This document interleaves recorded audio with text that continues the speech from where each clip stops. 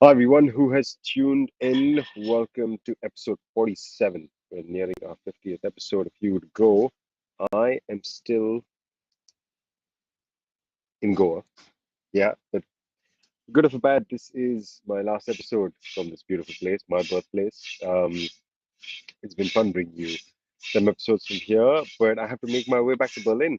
The Berlin winter comes to an end slowly, and that means there is time for me to get back to another city that I love and I'm very fortunate to live in. But that's not why you're here. You're here for the top five sports tech stories of the week. So let's get cracking. What do we got? At number five, we start with top investment deals. And as you can see from that image right there, it is it's the Saudis. This is here to spend some money in sports tech. I think this is a theme that we've covered. Excuse me. Sorry, I have a bit of a recovering from a bit of a flu. Yeah, so the Saudi group, also various groups within Saudi Arabia, or in fact the Middle East in general, have been showing a very keen interest in not just sports, but in sports tech specifically. Yeah, their interest in sports has only been ramping up. We've seen increasing talks of maybe a Qatari bid, and it's officially, I think, a Qatari bid from my team, Manchester United. Don't ask me for my comments on why I think that should not happen. Um, but beyond that, I mean, the Saudi, we've seen recent links with the Saudis and Qataris in the NBA. So their presence in sports is only getting stronger, clearly. And this is not a small amount, 265 million invested in China's VSPO esports startup. What is VSPO? It's a startup specializing in tournaments, venues, and production. They organize online tournaments, physical and virtual, or physical and online, and they create properties um, for esports. So the Saudis investing a big chunk of money there. They've already seen them quite active in the space. That's one big round. We saw Quell, a home, another smart fitness. It's basically a smart band which connects to some immersive reality um, fitness application. They raised 10 million. This is by some pretty well-known investors: Tencent, Khosla Ventures, Hardcore Social Impact, and Naval Ravikant. Um, I don't know if you've read his book. I would highly recommend it. But yeah, London-based Quell have raised 10 million. We covered recently on the show about uh, fitness hardware being in a tough moment, but this is a much simpler product which you can use at home, which is, I think, the direction will likely head it when it comes to immersive fitness. Um, and this is 10 million for London-based Quell. That's our second deal for the day. Sorry about that. Our last one is a bit closer to home. It's Portuguese company called ScorePlay. They help sports teams manage digital assets. Sorry, excuse me, I'm really going to have to cough here.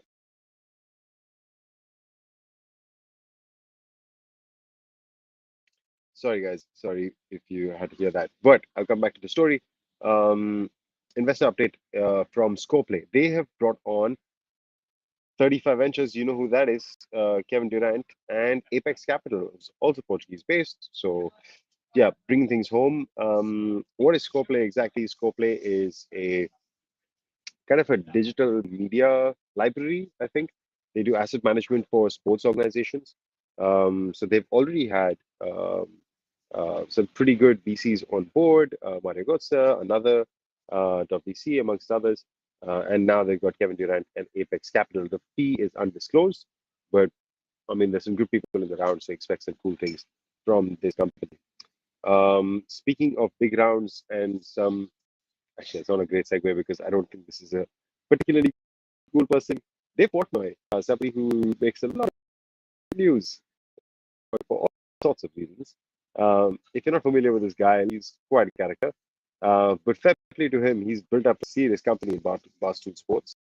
Um, they, especially post-pandemic and post-sports betting legalization, they've really made strides in terms of capturing market, the attention of an American audience. Yeah, 388 million is what he has been paid. Not all of it to him, of course. I don't know how much of it to him, but I know he had, I believe the last round itself, he diluted well. So he's a rich man, no doubt. 388 million is the price paid by Penn State for their remaining stake in Barstool Sports. Penn had taken 30% in February 2020 for 163 million. So I don't know if this is 388 for 64%. Yeah, so that values them at nearly about 520. Yeah, something like that million, $500 million company. This guy, yeah, that's the guy. Again, consolidation of sports bet, fast emerging team. This is where we're going to see a lot of this. I think this is what Thomas Alomes talked about when in the sports tech trends to watch in Sports Pro Media's publication of top sports tech trends for the year. Like a lot of consolidation would happen across the sports tech industry. This and sports betting has definitely been the first place where there's been a lot of consolidation. This is another deal in that area. Okay, so we go from number 4 to number 3, and we actually come to where I'm at. There we go. F1 is going to launch its own premium direct-to-consumer broadcasting service starting in India with the 2023 season. I'm going to figure out how I can subscribe to it while in Berlin, use some VPNs and stuff, but I definitely want to what exactly it is because they're all pretty good. So it's like $30, not much, I don't think at all. So it includes live telemetry, onboard cameras for 20 drivers, and team radio channels, plus in that pre and post. So you can switch between the driver view and especially the radio communications. I think that itself, I would pay $30 a year, hands down, Insta, just to be able to listen to the driver's radio and shuttle between them. So similar to what LaLiga did last year when they announced the League of direct-to-consumer streaming app. I think it was Philippines and Thailand, if I remember correctly, 2 markets. So they're experimenting in the Asian markets, and this seems like another example. Experiment in fast-growing markets with diverse consumer bases at low price points. So really try to get consumers in for the baseline services, and maybe you can upsell in richer premium markets. But get your product right in bigger markets. It seems to be the play for direct to consumer. La Liga is kind of open, follow that playbook, and now so is Formula One. I'm really definitely going to be using this app. I'm curious to see what innovation they come up with. But keeping with this theme, and I mentioned the Sports Pro Media article also because I was talking about broadcast innovation. This is one case. I also mentioned La Liga, so lots of segues. La Liga is my next story. La Liga, the latest bandwagon, where a Spanish top flight show, which will come to your Netflix account in 2024. So it's pre-production. It's going to follow this season. Now, how Netflix? I don't know if this is getting to the point. There's a wide audience, and like somebody who watches Drive to Survive and has watched a couple of other sports-related documentaries on Netflix. I haven't watched any of the shows that they have done for the PGA Tour, for Tour de France, for the Breakpoint series, which I've actually heard is pretty good. I haven't seen any of those, but yeah, for a sports fan, there's no dearth of content. Now for La Liga, this is an important position because they're really trying to push into a global presence. We've seen so much talk of the Super League is coming from the fact that there is already a Super League, which is the Premier League, and La Liga, Serie A, Bundesliga, they're falling behind in the money table stakes. How do they compete? How do they catch up? And maybe they can drum up interest, like Drive to Survive did for Formula One, and break the, let's say, monopoly of interest that Real Madrid and Barcelona have over a wide fan base. Maybe creating a documentary and actually having fans understand the behind the scenes of a club like Real Sociedad or Celta Vigo, Malaga, or any of these other places which are not premium football clubs, but have strong communities, have strong fan followings, and have plenty of stories to tell, whether that connects with a wide audience. Yeah, we shall see. All right, so that is the La Liga story on Netflix. And that brings me to my final story, which is the NBA. We're talking about broadcast stations. You can hardly get away from the NBA. I mean, it really feels like some of the coolest stuff that happens in sports comes through these guys. Full props to not just Adam Silver, but I've been in touch with various people within the NBA on their tech and innovations side. They reach out to us for databases and startups and stuff. Um, and I mean, that's a different track, the NBA Launchpad program I'm talking about. But you can see the concerted effort that the NBA makes in making it a point to announce cool stuff and experiment with cool stuff. So anyway, at the NBA All Star Weekend this year, they have the NBA All Star Tech Summit, where they announced something very cool. So I'm gonna play this video. Basically, it's immersive imaging is my phrase for it. Here's Adam Silver recording Ahmad Rashad. Yeah, this video play because you have to really. Uh, he's recording him, and they're having a bit of banter stage and all that. But what's is that Ahmad Rashad is going to go into a live NBA game. Um, so after the imaging is completed, let me see through. There's a minute left in this video, so I'll try to talk through it as Adam Silver is talking through what's going to happen to Ahmad Rashad in the audience. So you've got the play happening. You can select which player that you want to replace, like you want to replace.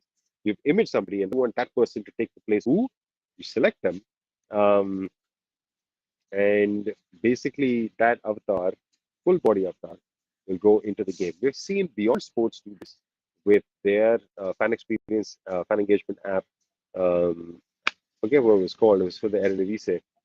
Game Face, I think it was called. Yeah, so where you and I've experimented with that. You take your own photo and you can put it on the picture of a player. So you see that what happened there? They replaced Ahmad Rashad with a player, Kyle Horton Jr., I think it was. And now Ahmad Rashad, at the age of 60, whatever he is dunking like that. Of course, all due to uh, virtual technology or due to technology and immersive imaging.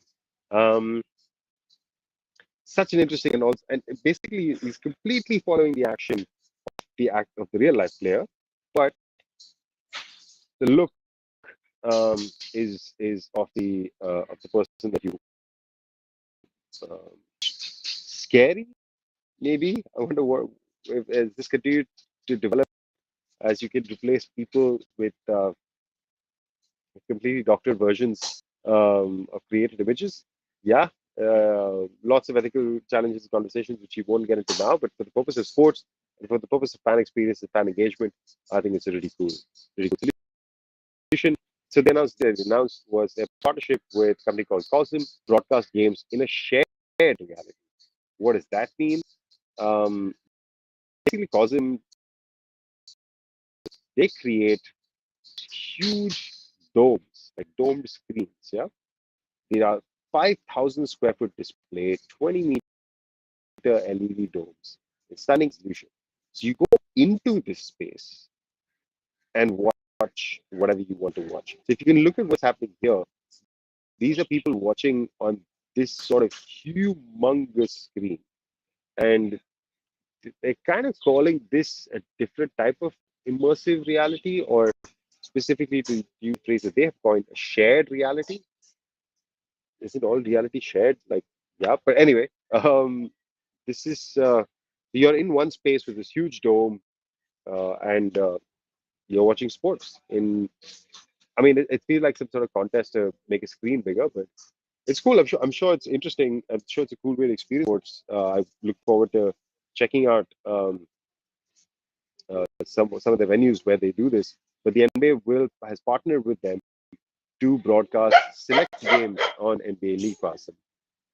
Yeah, dogs joining in the fun. Select games on NBA League Pass will be um, delivered through these huge LED. Which games and where this will happen, I guess those are details to be announced. So the NBA continues to innovate with its, let's say, broadcasting. All right, that is a wrap for me for this week, episode 47 down with my top five stories. 15 minutes. I think we're going to stick to this timeline. What's next? I will see you guys next week from a different location. Like I said, we're way back to Berlin. But in the meantime, if you enjoy the show, share it with people that you know, that you think might find it interesting. It helps us reach a wider audience, and um, it helps all the algorithms and LinkedIn and YouTube. And yeah, let us know. Share any feedback that you have. We'd love to hear from you. All right, guys. See you next week.